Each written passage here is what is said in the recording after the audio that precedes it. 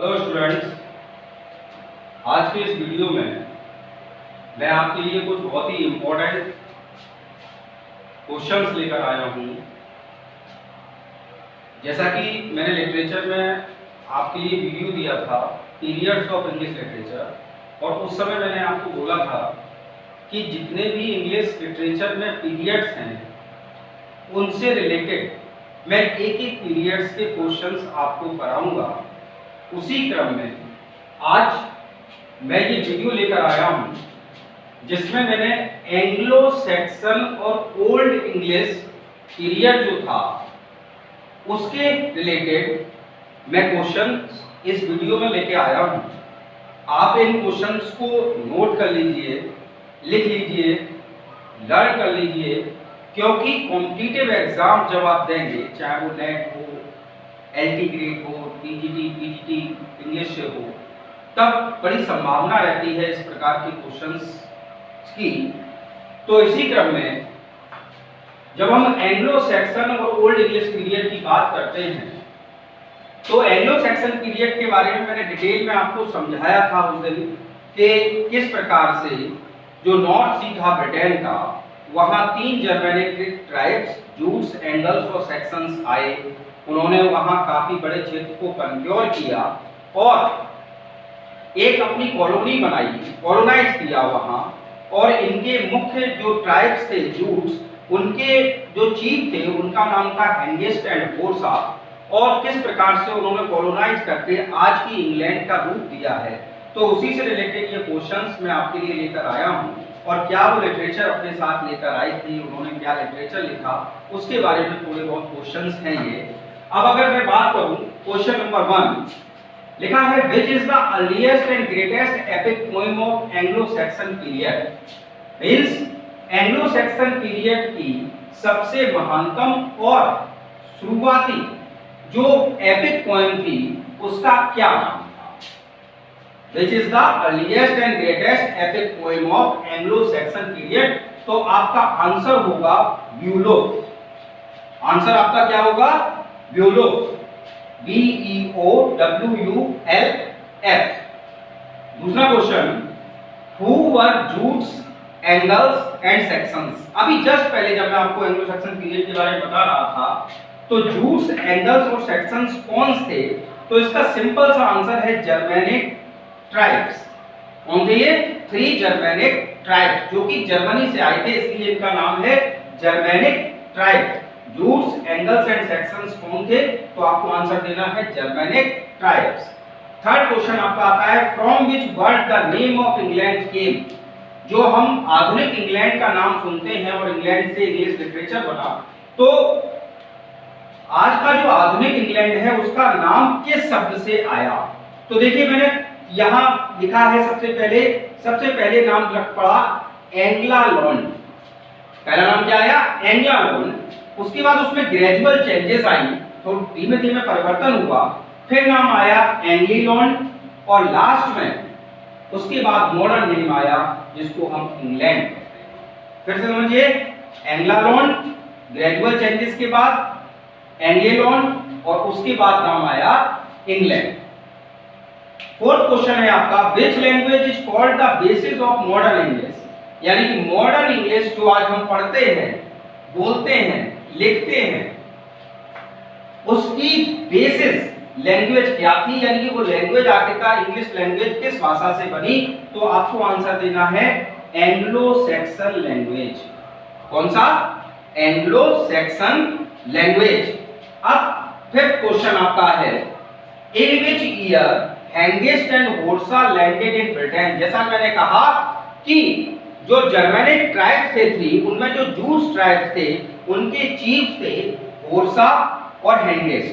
तो क्वेश्चन आपका ये है कि हेंगिस्ट और होर्सा जो थे वो ब्रिटेन में कब आए। आंसर आपको सिंपली देना है इन 449। इन 449। आप नोट कर लीजिए इन क्वेश्चंस को, स्क्रीनशॉट ले लीजिए। मैं आपको 10 सेकंड का टाइम दे रहा हूं।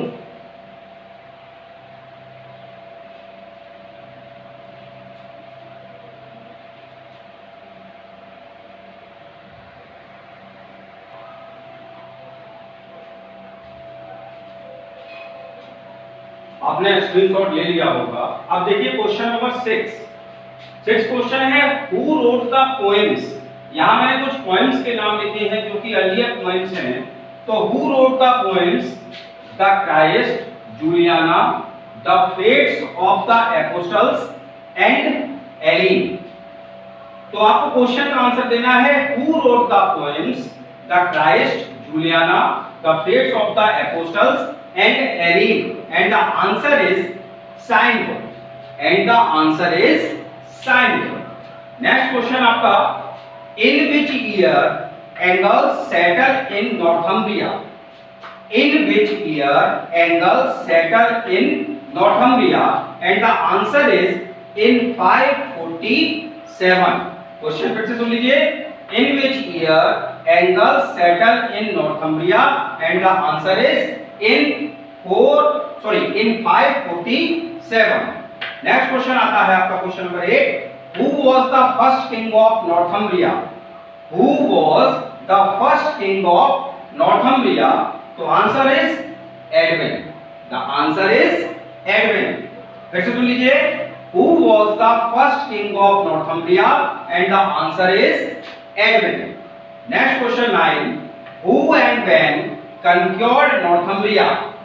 यानी कि कब और किसने नॉर्थम्ब्रिया पर विजय प्राप्त की, कंक्योर किया उसको। तो who and when conquered Northumbria? And the answer is Danes. किसने किया? डेंस ने। कब किया? 867 में, यानी Danes in 867। Next question, question number 10, in 871 who became king of Wessex? यानी कि 871 में वेसेक्स का किंग कौन बना? And the answer is Alfred. And the answer is Alfred. तो फिर से आप स्क्रीनशॉट ले लीजिए इसका।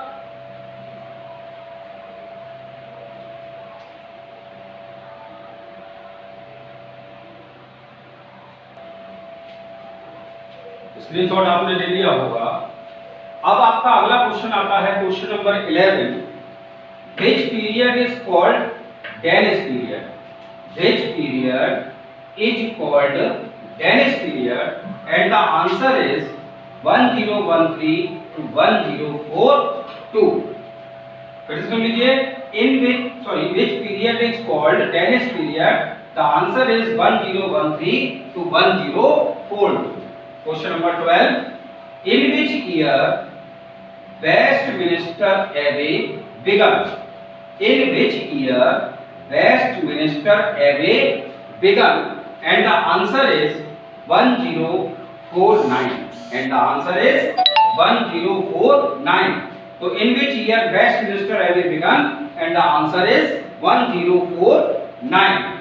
Next question, who was the last of Saxon kings?